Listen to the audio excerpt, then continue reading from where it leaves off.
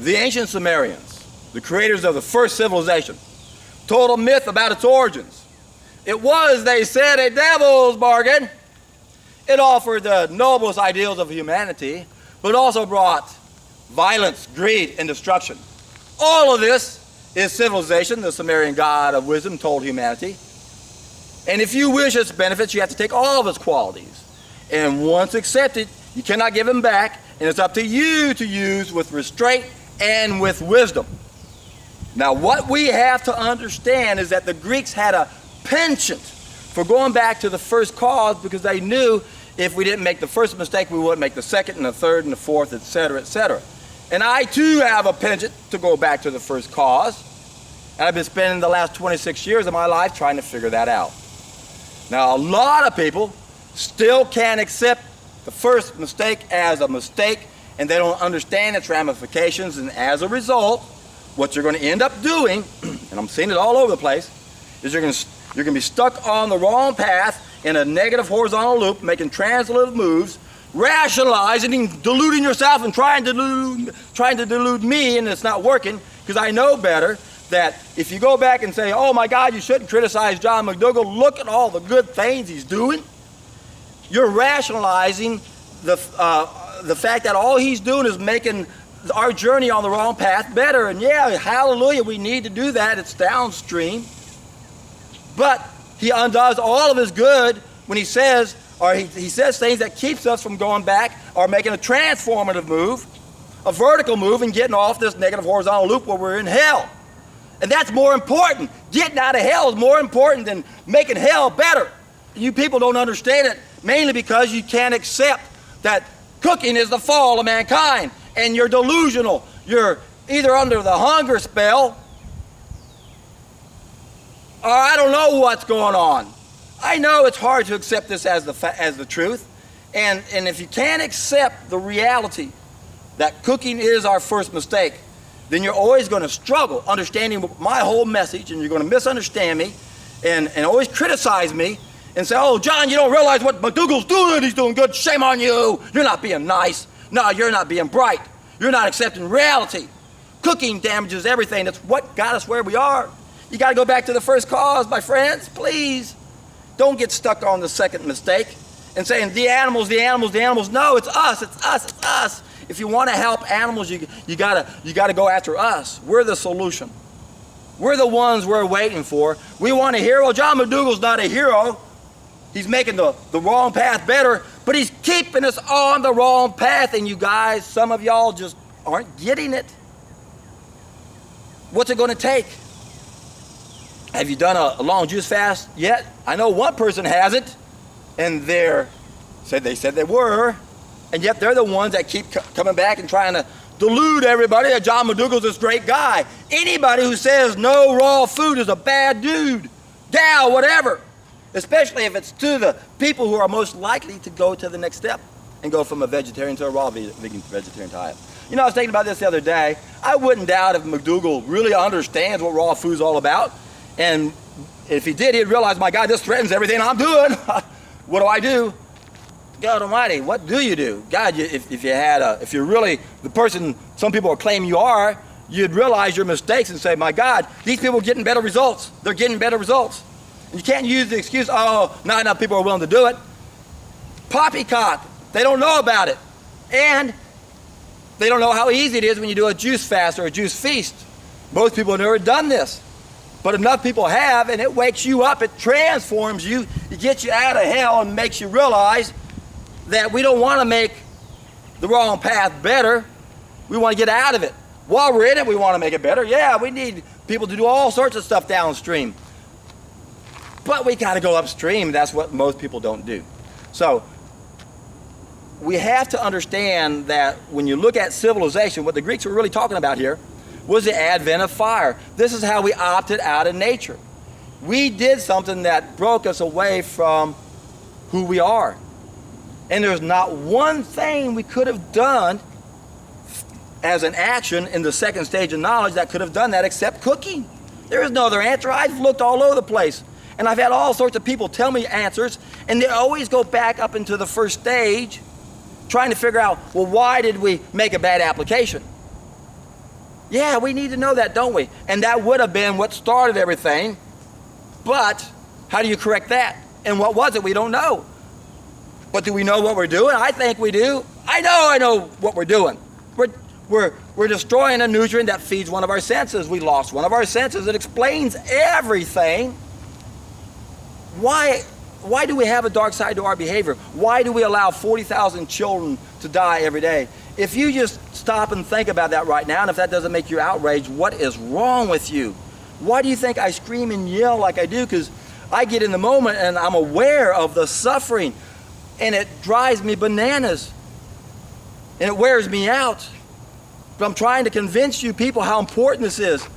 If what I'm saying is true, how can I calmly talk about any of this without absolutely want to pull my hair out? Now I just feel drained because I've been pouring myself into these videos to a point where I don't even know if I want to scream anymore at you guys. But you got to believe me. This is what's going on in our world right now is a nightmare, and it's needless, and there's a simple solution, and it's not a starch solution.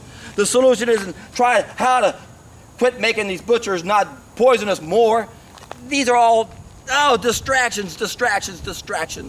If we're not getting reconnected, everything is a distraction. As long as we're getting reconnected, let's do everything we need to do to deal with the society that's damaged and sick, and us who are damaged and sick, and the environment who we've destroyed. Remember, our environment is our external metabolism, and what we do to it, we do to ourselves.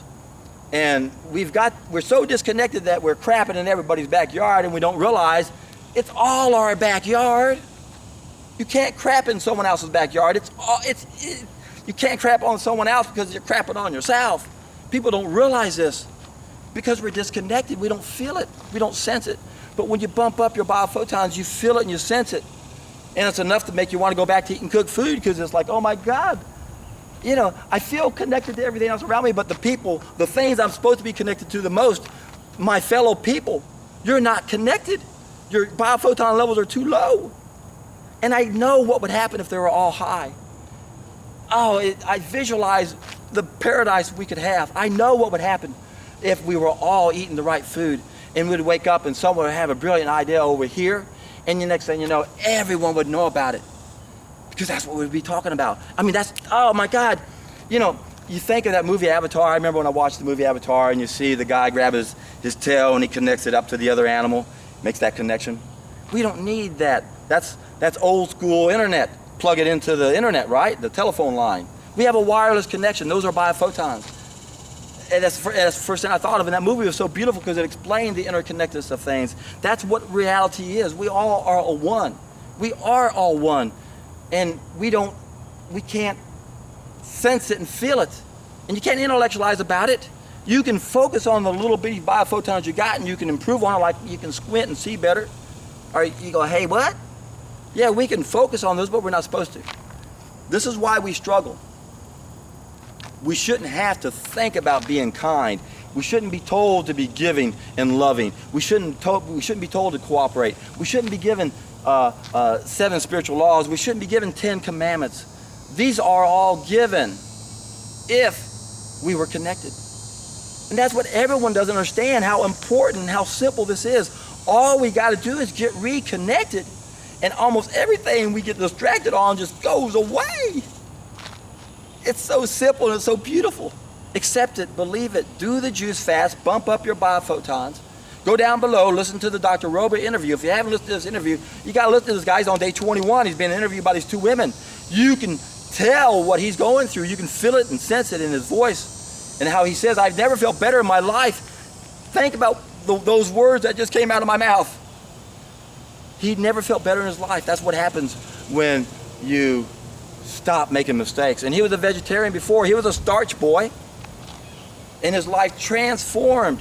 So, yes, we can't offer raw food to everybody. I'm not an idiot. I know that. That's why we got to do a lot of downstream work. But if we're not going upstream and getting reconnected, things are never going to change. And everybody who is an impediment has to be exposed. I'm exposing McDougall for being an impediment. And yes, he's done a lot of great things, but that one impediment wipes everything out. Everything out, because nothing is more important than getting reconnected. Nothing. And as long as you don't accept that, I might as well be talking to a rock. And I've come to that conclusion with lots of my friends I've known for over 20 years, and they still have never done a juice fast or embraced a raw food diet. And they're smart people, educated people, but I understand. Believe me, I understand what people are up against. There are so many things that keep us where we are. That's why I'm convinced the first step that I perfected is an idea as time has come, because not enough people are willing to embrace a raw vegan diet. Not enough people are willing to embrace a water fast. But my God, a juice fast, piece of cake. And the greatest thing about it is you're not hungry, energy level skyrockets, you poop your brains out, you lose a lot of weight, your skin goes through a transformation you won't believe. Stretch marks disappear, varicose veins disappear. I had scars disappear on my body. One on my leg that I can no longer feel, it was elevated, I can barely see it. We heal from the inside out. As long as we got garbage on the inside, our outside really takes the back seat to healing. Sure, you can cut yourself and it'll bleed and you'll heal and make sure you don't bleed to death, but it leaves a scar because it doesn't finish healing. Clean out your body on the inside. Now watch what happens to the skin on the outside. One of the most exciting things I get to be part of when people do this is the transformation their skin goes through. Every woman I've coached in 30 days, over 50, looks 10 years younger at least, some 20. Think about what I'm saying right now. All this loose skin you got, you go spend lots of money to have it removed, go on a juice fast, watch it disappear. We are using the wrong approach in so many ways, and the biggest way we use the wrong approach is whenever we think that someone else has a solution that's for a problem that we created. My dog is stepping on my foot. You see? There are no systems that can solve problems that are self-inflicted. That makes us the hero. It makes us the only solution to those problems. So all you have to do is do something you haven't done before. And it's a little bit of a challenge. It means you got to learn a few extra ideas, but I put all this in a very simple seminar. Tells you everything you need to do. I don't sell any products. I'm not trying to get anybody to go here and buy an enema bag from me or something. I'm not even saying you have to do an enema. It's one of your options. I explained that in the video. So watch the Dr. Roba interview or listen to it. It's a radio interview. I was on the Deborah Duncan show, and you can see people before and after pictures and women testifying that they lost varicose veins and bunions, and how one woman was bedridden for years and came out within a week on nothing but juices and was on TV. So this is an exciting thing that can transform this planet. McDougall, the starch-based, the whole food plant-based diet can't do that. It just makes the hell we're in a little better, a whole lot better. In fact, the hell wouldn't be all that bad, but we would still be in hell. We'd still have the wrong mentality. We'd still have to be told to cooperate and love one another, although not as much as the ones who had dead animal flesh as their serpent. Remember, we have about, the average person probably has 12 to 15 meals backed up in their intestines. If they're a raw vegan and they're clean, the next day everything should be out. You're eating cooked food, that's not going to be the case. Prove me wrong. Drink nothing but juices. A week later, you'll still be pooping. Most people, 2 weeks later, 3 weeks later. For me, it's 3 months. It took me 3 months to stop pooping. And I had a 45-pound glob of mass that I got out of me that only weighed 20 pounds when it was inside of me, because it had been dehydrated, because the colon's always sucking out water. Some clown tried to say, oh no, the body always makes sure there's plenty of water in there to keep that stuff moist. Really? If it was, it would have come out of me. Oh my God. It's just amazing how we rationalize and intellectualize. It reminds me of Buddha. How'd that saying go? No, I insist, no meat eating. I've always insisted no meat eating, although in the future there will be some of y'all, because of the taste of meat, will come up with many sophisticated arguments to defend meat eating. We do the same thing for cooked food. We're always looking for these sophisticated arguments to defend cooking our food. And it's really mind-boggling that anyone can actually think that's a good thing to do. But when you've been raised that way your whole life, you're under a spell, and it's not an easy spell to break away from. But it is possible. You can break away from that spell, and the easiest way to do it is to do a a long juice fast or juice feast or solid food vacation. So if you haven't done this before, go down to the description box below and go to my seminar. And I guarantee you, my friends, when you do it, you're in for a treat.